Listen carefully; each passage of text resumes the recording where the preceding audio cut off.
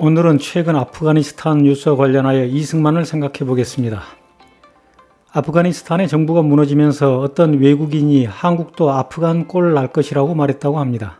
한국과 아프간을 단순 비교하는 그 외국인의 분별력이 우습기도 하지만 또 한편으로는 두 나라가 닮은 것 하나를 가졌다는 것을 생각하게 합니다. 그것은 바로 아프가니스탄의 대통령과 한국의 이승만 대통령입니다.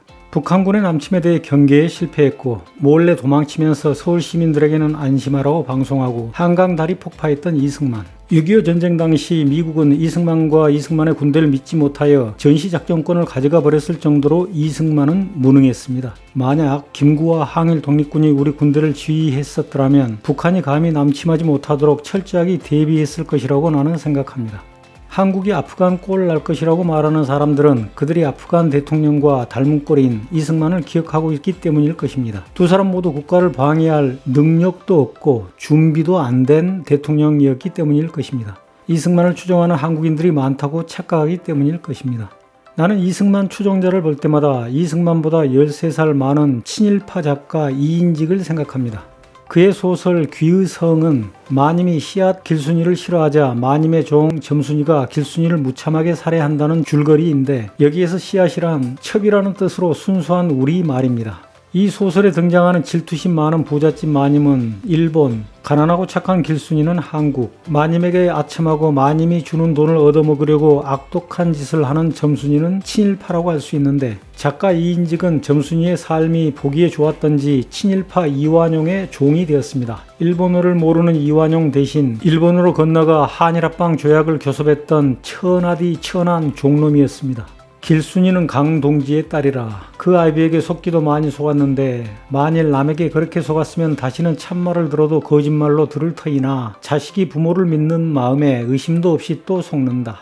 점순이는 꾀를 잘 내고 입에는 꿀을 발랐으나 가슴에는 칼을 품고 있는 여종인데 그녀가 흉계를 꾸미고 있는 줄 모르는 김승진은 점순이 같은 충성스러운 여종은 천지개벽 이후에 처음 난 줄로 알고 춘천집, 즉 길순이가 시집가서 얻은 별명입니다. 춘천집은 점순이가 없으면 하루라도 못 견딜 줄로 압니다. 일본과 친일파들이 우리를 속여 한일합방을 하였듯이 마님과 점순이도 거짓으로 김승지와 길순이를 속입니다. 점순이같이 장께 많고 엉큼하고 대담한 이승만이 입에 꿀을 발라 국가와 민족을 들먹이며 말 휘갑을 치니 그의 가슴에서 권력의 칼을 갈고 있는 줄 몰랐던 해방 직후의 많은 한국 사람들은 그가 얼마나 무능한 독재자인지 이승만의 오장을 들여다본 독립군들이 참말을 해줘도 이 박사님 하면서 마치 부모를 믿는 마음으로 의심을 품지도 않고 속고 또 속았더랬습니다.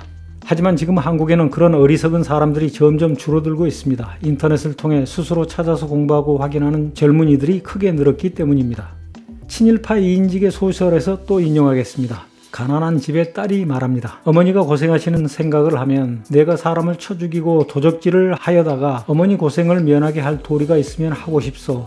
어머니 노파가 대꾸합니다. 예, 그런 생각 말아라. 제가 잘 되려고 사람을 어찌 죽인단 말이냐. 그런 생각만 하여도 벌역을 입을 것이다. 딸이 지지 않고 말합니다. 낙동강신 이경하는 어진도 닦으려는 예수교인을 12만 명이나 죽였다는데 어찌하여 그런 악독한 사람에게 벌역이 없었으니 웬일이요. 이인직과 이승만은 저들만 잘 되려고 부와 권력 노름에 빠져있는 악독한 사람에게 벼락이 내리지 않는다는 것을 믿었던 것이 분명합니다. 그래서 이인직은 이완용을 도와서 나라와 민족을 팔아먹었고 친일파들을 곁에 둔 이승만은 6.25 전쟁을 미연에 방지하지 못해 우리 민족 역사상 가장 비참한 사태를 초래했습니다.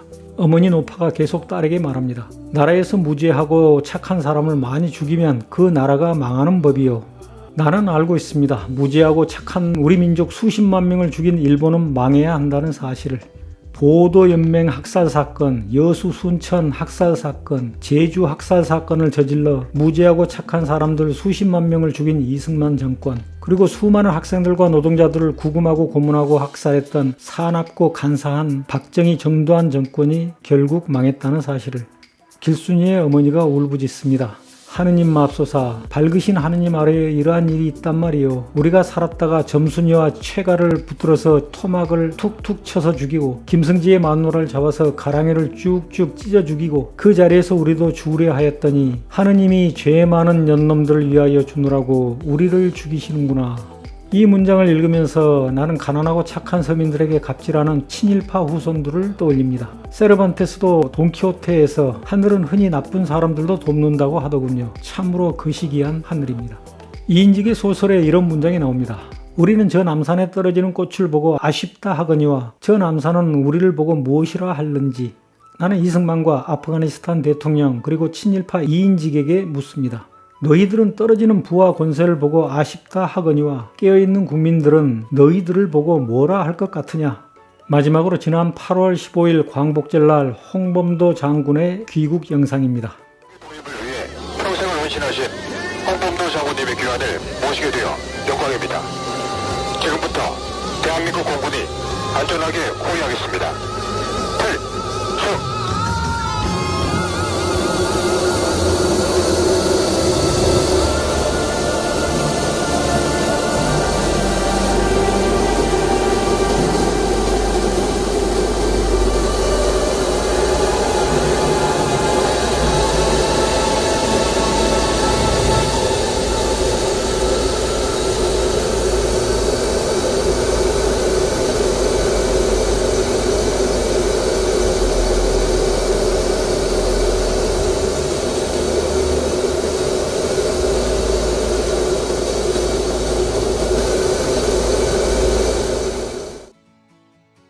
장군의 귀국을 진심으로 환영합니다.